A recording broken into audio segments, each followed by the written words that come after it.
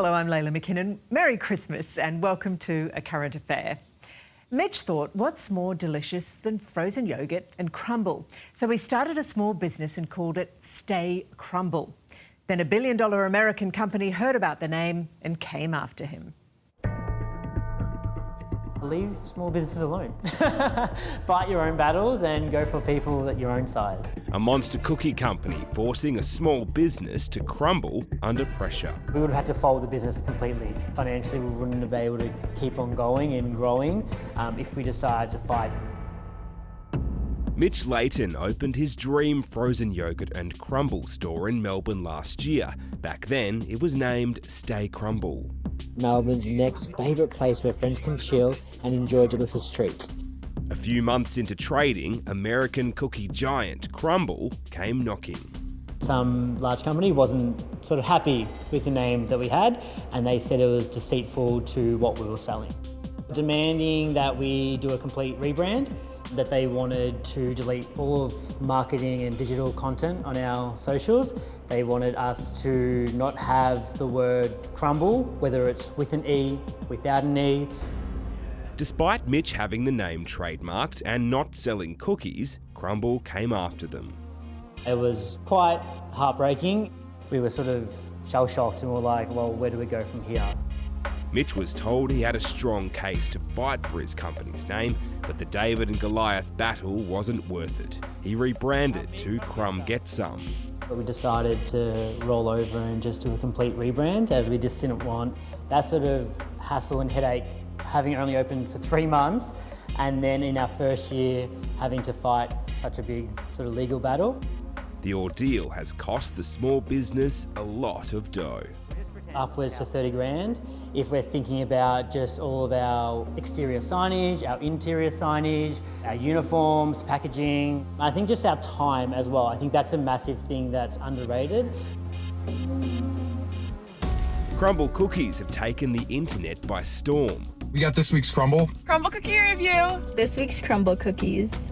The American-based confectionery company is worth an estimated $1 billion and has soared in popularity due to online trends. The turtle taste is amazing, 9.2 out of 10. I'm giving that a 9 out of 10. I love the combination of the flavors. 8 out of 10. The company doesn't operate in Australia yet, but plans to. And despite getting its way, it's still making demands. So this is the crumble Yes, it is. that apparently you're not allowed to call a crumble. Correct. Even though it's a traditional apple crumble, just a bit loaded, we cannot call it a crumble. Does it seem fair that you're not allowed to use a name of the product that you're selling? Yeah, not at all. How are we meant to describe our product?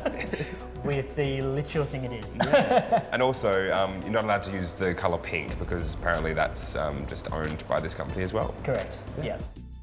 We see it all the time, and mainly where smaller businesses, either out of ignorance, sort of pick a name that is popular in their industry or their sector, and it just is too close to a mark that's already been trademarked. Intellectual property lawyer Belinda Sigismundi says Mitch's struggle isn't unique. In business, sometimes that's just the way the cookie crumbles. I think it's really important for small businesses to be really clever about their trademark and branding strategy. And if they believe they're sailing too close to the wind, then they need to get legal advice, because in many cases, it rarely ends well.